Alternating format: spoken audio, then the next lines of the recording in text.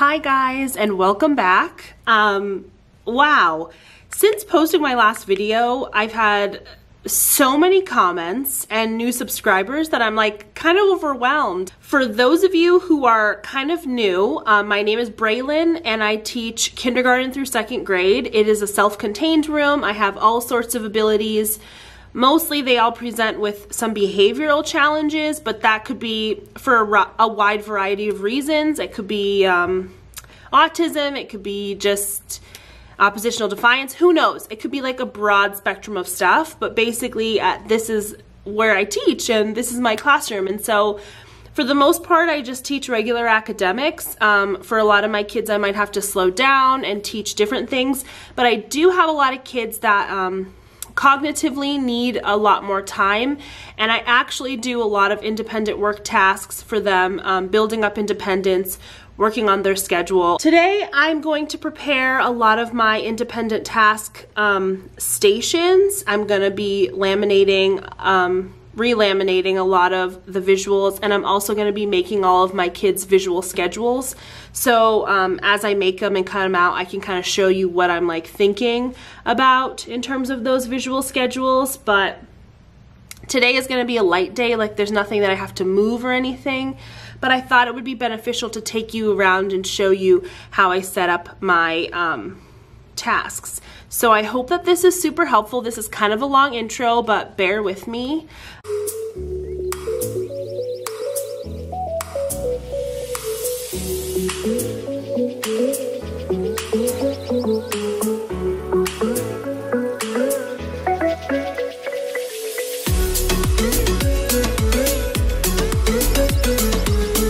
Hi, back again. So all of my independent stations are usually going to be in the same place in my room, but I have to be able to take them apart quickly and move them. And so because of that, they're kind of more portable in a sense.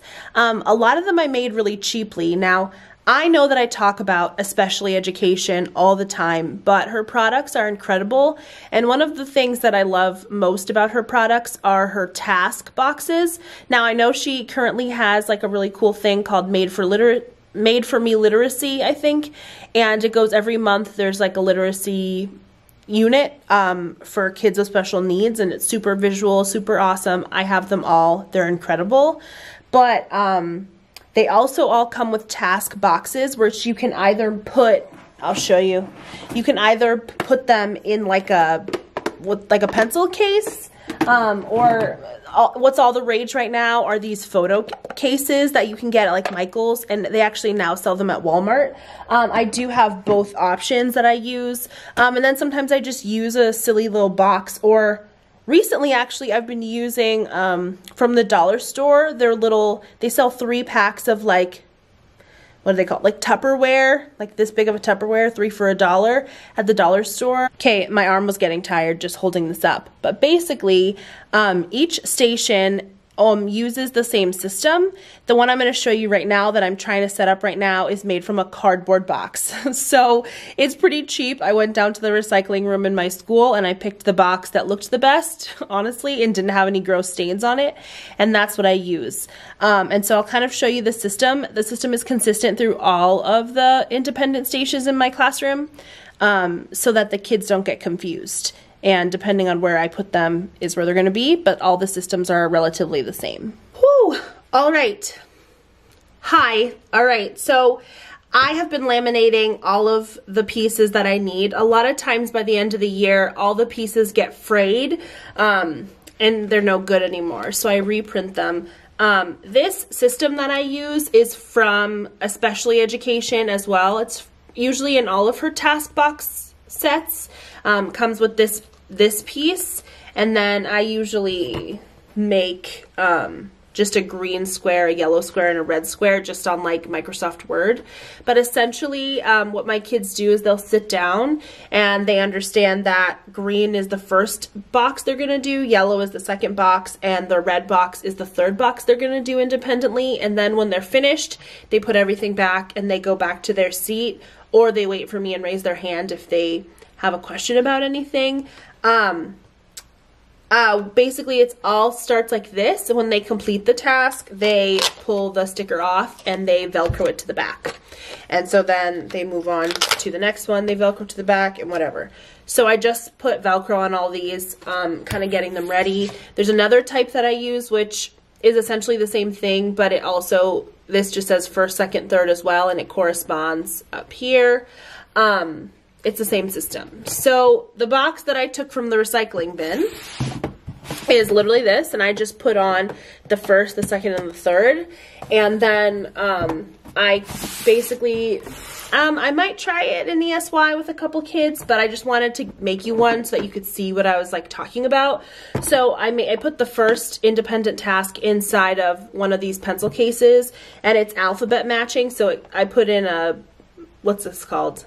An expo marker and like a dry erase marker, and then the actual task itself, which is to match the alphabet. And so each card, kind of like any practice card, they match A to the letter A, and then they move on to the next card. And I just want to be able to see that this kid is able to recognize the alphabet and match them. So he'll see, he or she, although I only have boys right now, he'll see that this is the first one he needs to do, and it matches up with the first box. And then he'll put that one back, and then he'll get the second box, which matches up with the second one.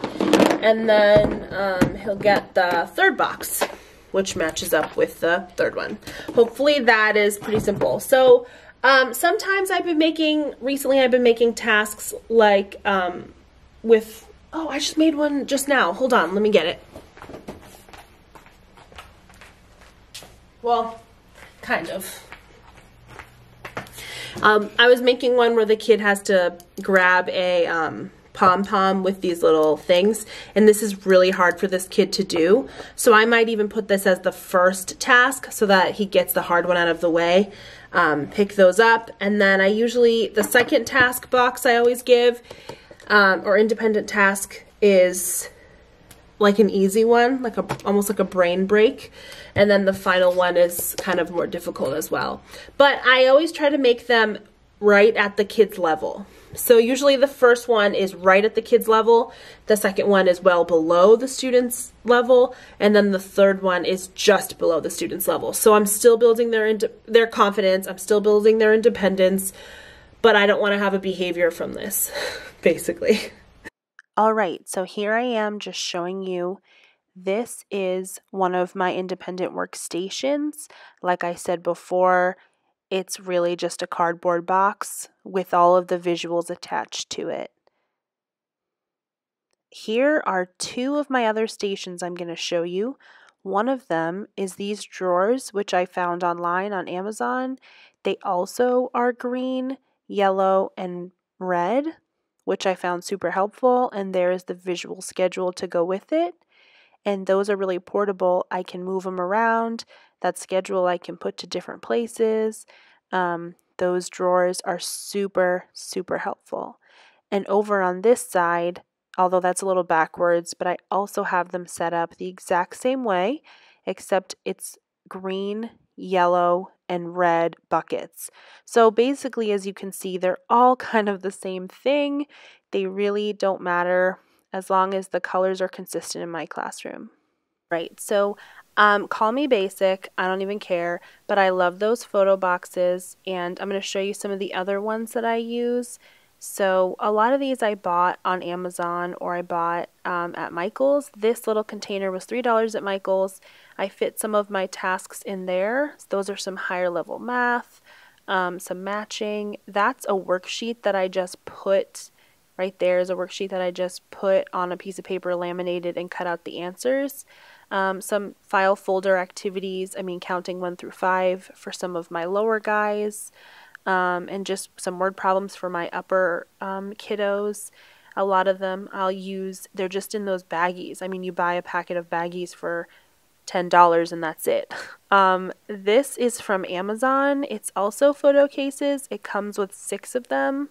So I actually just filled these with some higher level math because I do have 2 students that are really bright and are doing like 3rd grade, 4th grade math work, and I don't want to stunt them, but I also want them to have a chance to be independent.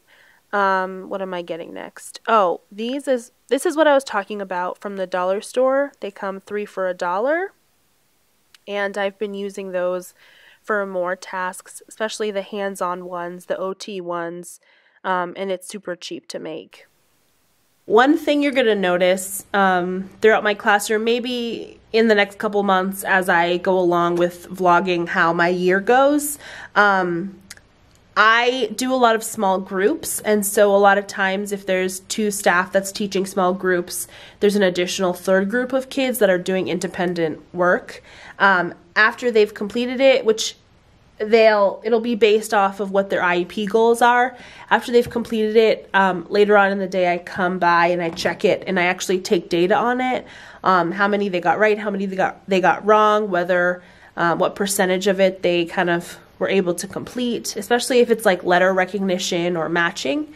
That's really helpful information for me for their IEPs and for their progress reports. So I tend to keep all of that information so I can go back and make sure I'm actually meeting their goal and making sure that they're making progress, basically.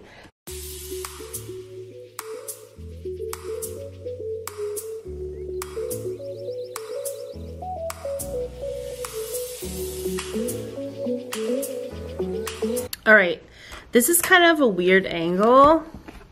All right, hi, this is kind of a weird angle. I'm back. So I wanted to show you some of the schedules that I've been making. Not all of my students get individual schedules, but a few of them do, and there's a couple different kinds that I give them. And then a lot of them have a few incentives charts, and I've been using this one type of incentives chart that I'm really loving, and it's all like contained in one little place, and so I've been like loving this. So I want to show you some of those things that I've been making. Here's an example. Here's one that I used last year that I have that kid again, so I'm not going to change his schedule. I'm going to keep it the same. But I just covered the person's name. But I bound it at Staples, and this is also from Especially Education. This is the visual First Then, I believe, book that I'll put down below. And I've loved this for this kid. So basically it tells you what's first, what's next, and then you can pick your own tabs that you want to make in your book.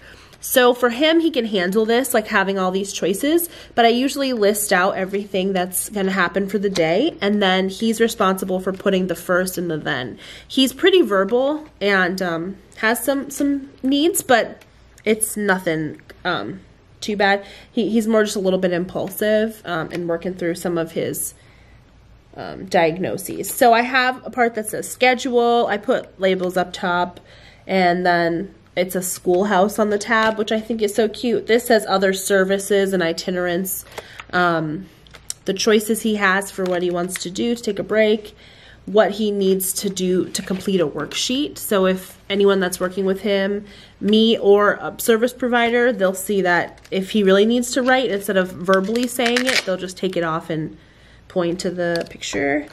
And that tab has like a little piece of paper with a pencil, which I kind of like. And then any extra things like fire drill or washing hands, going to the teacher's table, any additional pieces that they might need is on here. It's getting a little bit frayed because it's very well used. Like you can see that it's kind of falling down and there's some dirt on the back, but it's held up for the whole year, and I don't feel like I need to fix him a new one when this one is perfectly good. I just need to add one more star. So he still earns his stars, but that way it's all on the front page. So that's it. So for him, this is perfect, and I don't feel like I need to change it. Some pieces were missing, and so I wanted to add a few pieces. One of my kids, I made an example one. It's not actually a student that I have, so don't worry. But I just picked an easy name. So for this kid named Mark,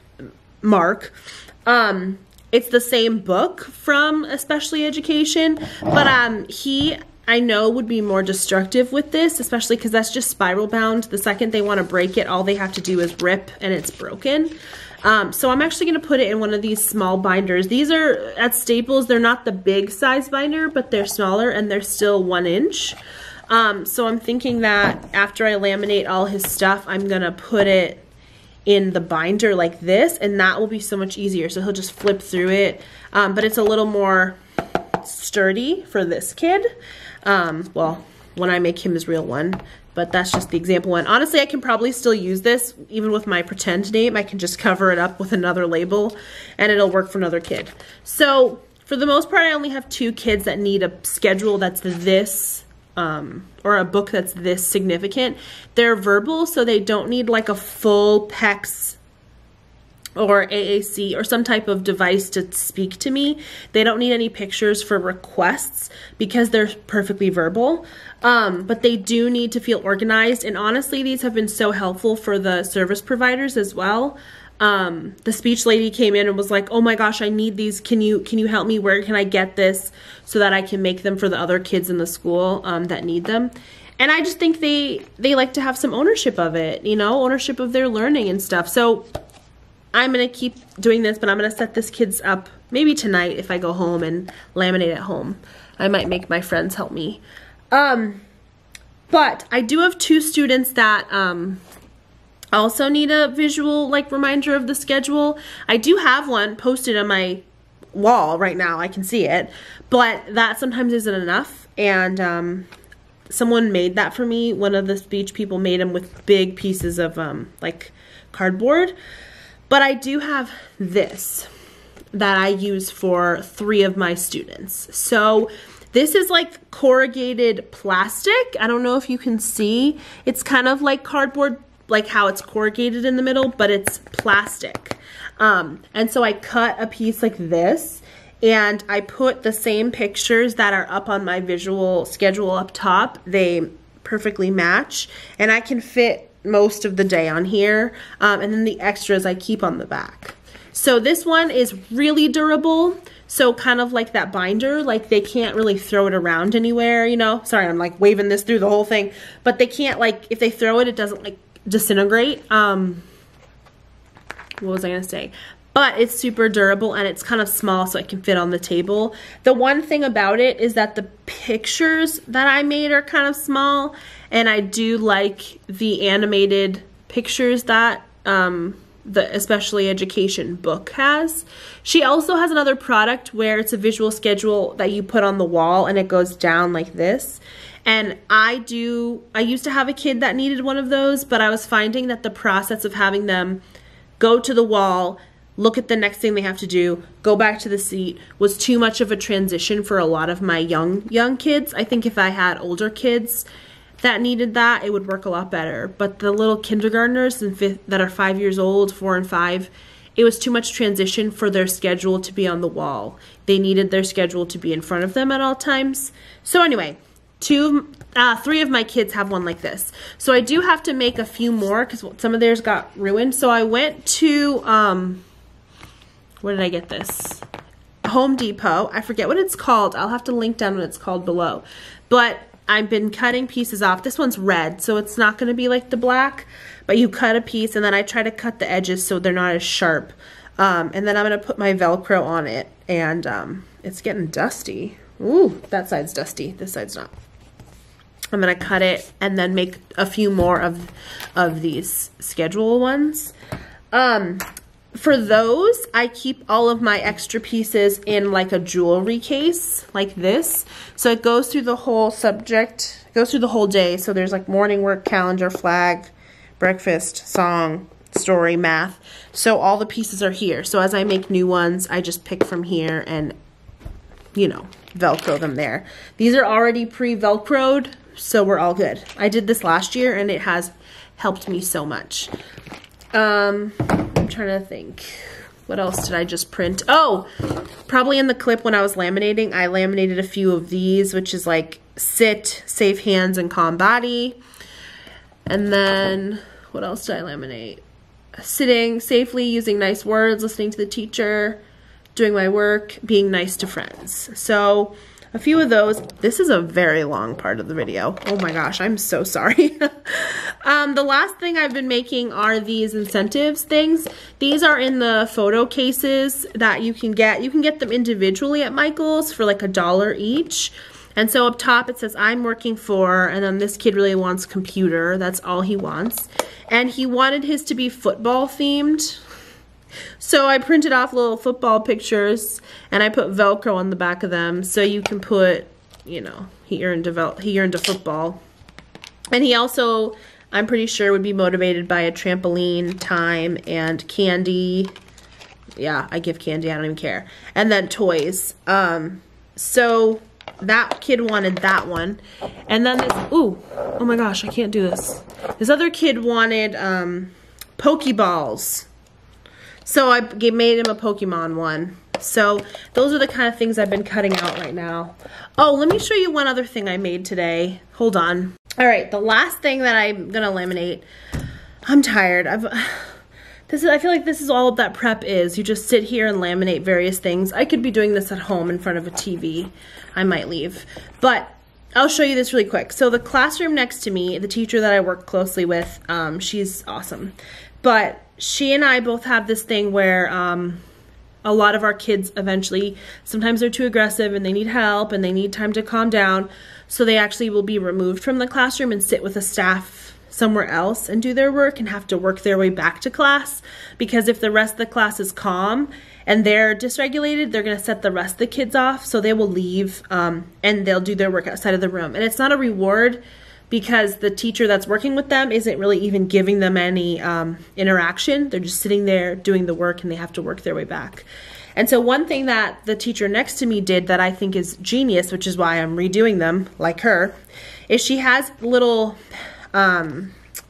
envelopes for different procedural things, and they're the Mayor Johnson pictures, like being respectful or whatever. They're the Mayor Johnson pictures, and so when the kid leaves the room and has to do their work outside of class, instead of the teacher verbally telling them what to do, they will prompt them with the picture, and so the kid can take some time to regulate. So there's being respectful, taking care of me, working at the desk, following the routine, listening to the teacher, recess, gym, line rules, sitting, walking in the hallway, asking a question, everything. So if a kid's out at working somewhere else, I will come to here. I will pick the one that relates best with what the kid's working on, give them the work that they can do outside of the classroom, and my paraprofessional will take that kid and go do the work, and they're perfectly trained on how to do it. So for example, this is the line rule, and like I said, they're just the typical Mayor Johnson pictures. So it says line rule: sit, listen for your name, stand in line, quiet mouth, quiet body, listen to the teacher. Easy, but I don't have to verbally say it, and that's all that I really care about because I'm tired of talking to them, you know? I made this yesterday, but I just put the book ring on it today, and it's just a little, the prompting pictures for, oh, there's a glare, you can't see it. So quiet mouth, what else? Calm body, stuff like that, and I put them on a book ring so that my paras can all have one, so that we also don't have to prompt verbally. Because if you know anything about special education, verbal prompting is the hardest thing to back away from. Because once you get started verbally prompting, you're done. And that's all you're going to do. So this is what we all need, okay? Come on, people. Whew. So, all right. I am going home. This is probably going to be one of my last videos about setting up my classroom. So probably only one more as I put up the finishing touches, and then I might do a tour of the classroom, but at this point you guys have kind of already seen them, and a lot of people do tours, and I just don't want to oversaturate YouTube with more classroom tours. But who knows, I might put it up. Special ed classroom tour.